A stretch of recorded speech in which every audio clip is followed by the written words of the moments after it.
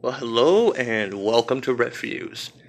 Now, you may notice I'm not doing things the way I normally do. I'm not using my regular equipment. Um, I like to go ahead and use scans because I like to zoom in on certain things and I can edit so I don't have to worry about um, people pulling copyright on me. Um, but the reason for that is I am actually traveling and recording on my potato camera. In fact, I'm in my hotel room right now. Look at, got my caffeine-free Diet Dr. Pepper in the corner there that I can't get back home.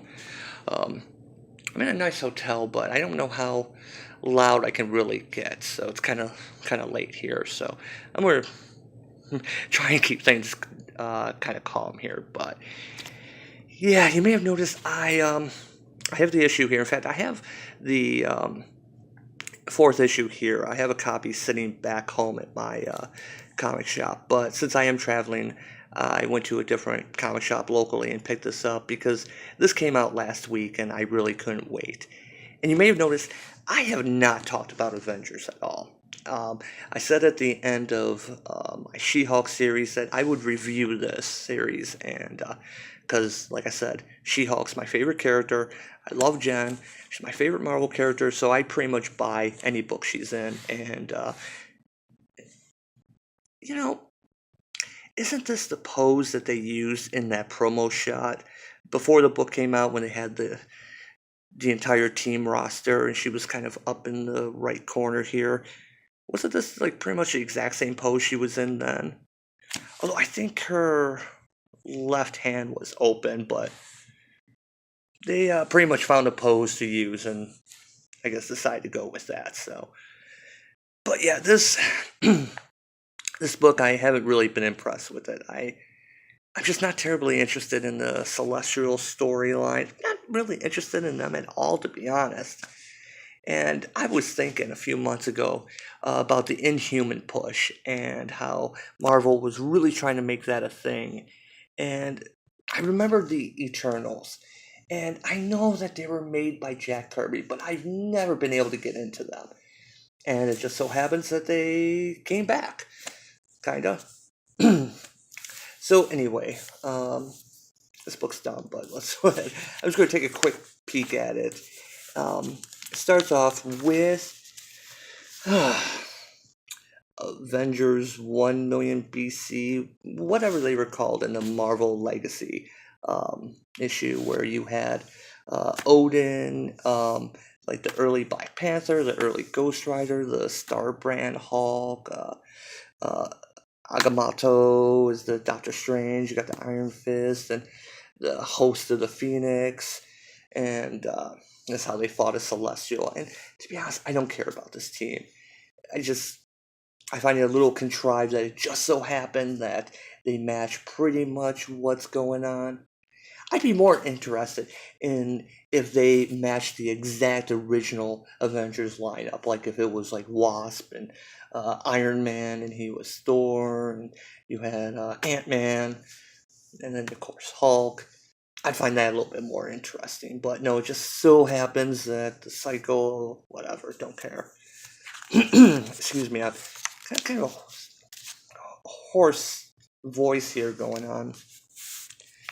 So at the end of the last issue, Thor teleported Jen away to see um, Odin because for some reason the Celestials or somebody is speaking right into She-Hulk's head. And of course she's barely able to speak, so she's just not able to give much information, not willing to.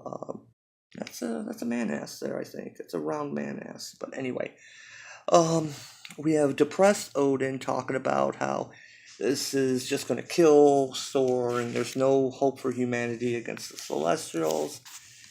So he goes and gives them the way to beat them, something he had locked away. To be honest, I'm only kind of half paying attention to this book. I've read it a couple times and I don't even care. But whatever lies behind this door, of course, Jen's going to smash through it. And it's supposed to be the thing that's so spectacular that it'll only make his death more spectacular. So, and it turns out that it's all ice and they have to fight their way to the center of the room, and oh my god, what what the hell's going on with this area here? It's like she turned into a blob, and again, we're doing this energy thing out of the eyes, this lightning. Oh, who is this character? Who is this? Because this is not Jen Walters. This is not Jen Walters. This is Electro-Eyes Bruce with tits. And I'm not monetized, so I can say it before it gets pulled down. So yeah, they're heading to their doom. And going back to the Eternals, they decide to drop in Iron Man and Doctor Strange and finds the bodies of, God, it's been so long. I want to say this one might have been Cersei. Was that who this was? And maybe Laura Ellie or something like that? Honestly, I don't remember. I don't even care. I think I saw this exact pose, like this was traced from a Cinemax film. I think I saw this late night once. It was a documentary, I believe, in the Bible. And so apparently, if you don't know, the Eternals were supposedly created by the Celestials as an experiment, and my memory's a little fuzzy because I remember, I think it was the Earth X. Yeah, I think it was Earth X, that alternate future or alternate reality where they said that the Celestials actually created the superhumans, or they were behind all of it. And in the main 616, if memory serves, they were actually only behind the Eternals. So apparently they found out the truth, and the Eternals got into a war and killed one another. Until they find Icarus here, who is clinging to life.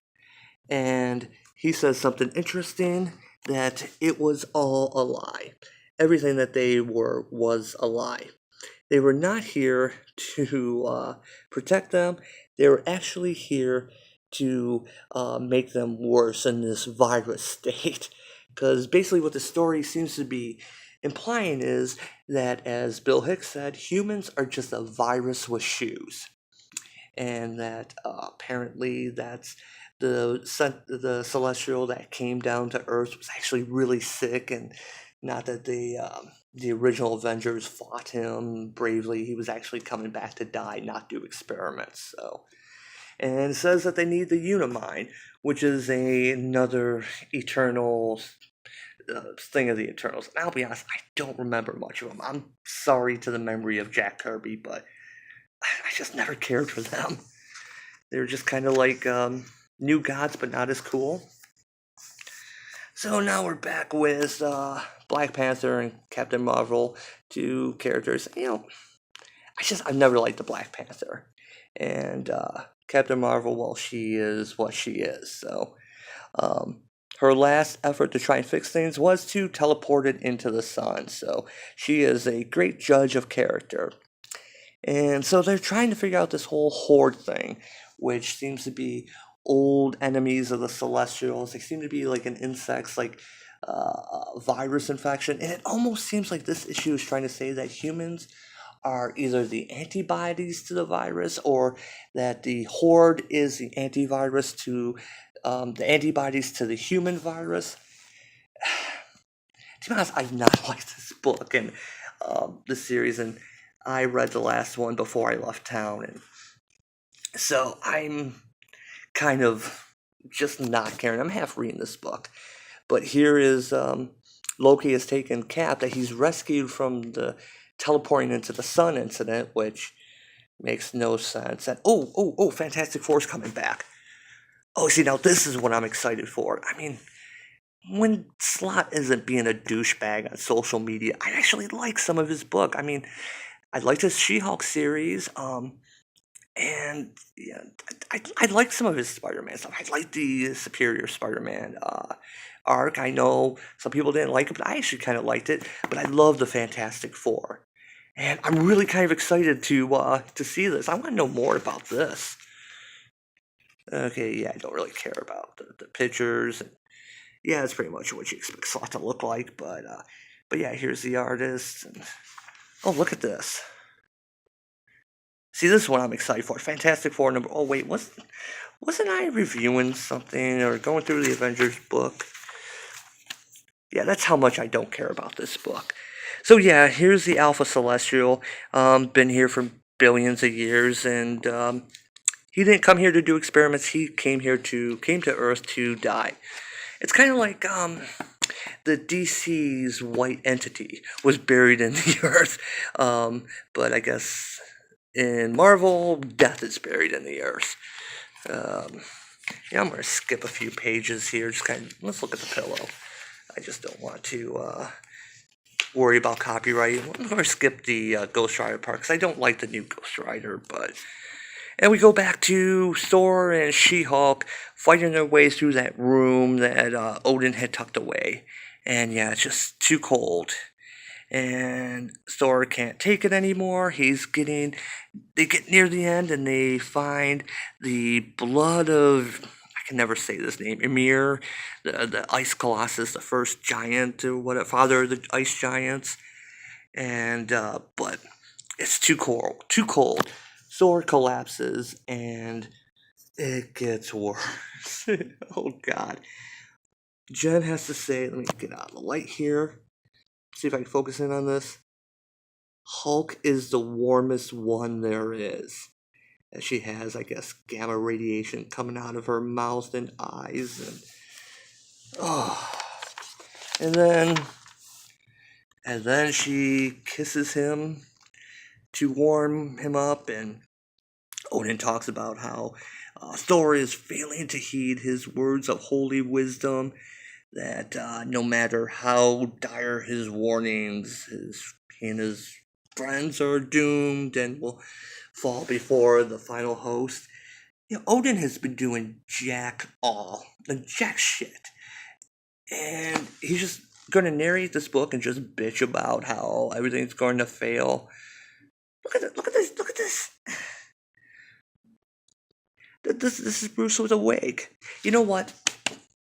I would actually be more interested in this. I would find it more interesting if they had done this with Bruce. I mean, is this the only reason why they needed Jen instead of Bruce? Because she had to warm him up with a kiss? At least she didn't cut herself open and shoved him inside her, and that sounded really freaking wrong. You had a good character with Jen Walters. Why are you doing this, Marvel? So then we come back to the Celestials. We're talking about how the Avengers 1 billion BC, whatever they were called, faced the first host and just got their asses kicked. And while they're trying to find answers, the current Avengers, we got the past going on, the current Avengers are trying to figure out how to deal with this. And then Thor's all okay and says to Jen, "Thank you for saving my life back there, my Lady Hulk." She's like, whatever. Want to smash things now. Because that's what empowered women do. They hump and dump. Is that... what's going on? But she's actually gotten fatter since this series started.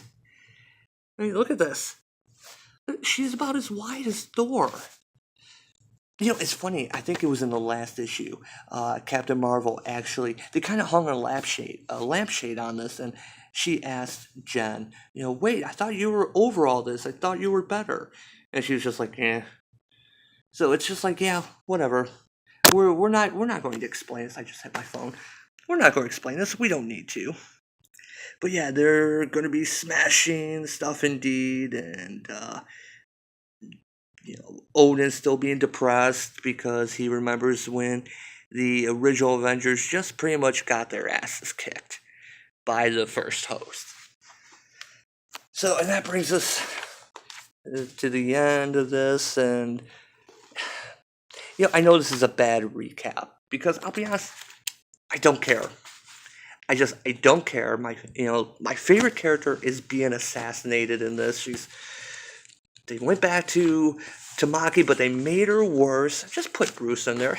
You would have him kissing Hulk, and then you could go ahead and put one of your great virtue signaling. Oh, we got two of the classic founding members of the Avengers kissing. Oh, look at that! Tumblr would love that. Screw this book. If you watch this, thank you, because this is I'm so pissed about this book. I'm so pissed about this series, and let me just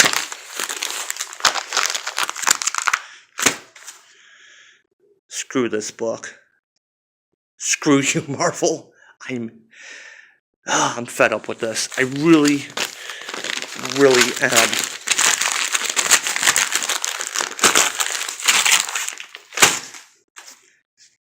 That's why I use scans. I tear up a lot less stuff with that. It looks kind of like headphones, doesn't it? Alright, thanks for watching.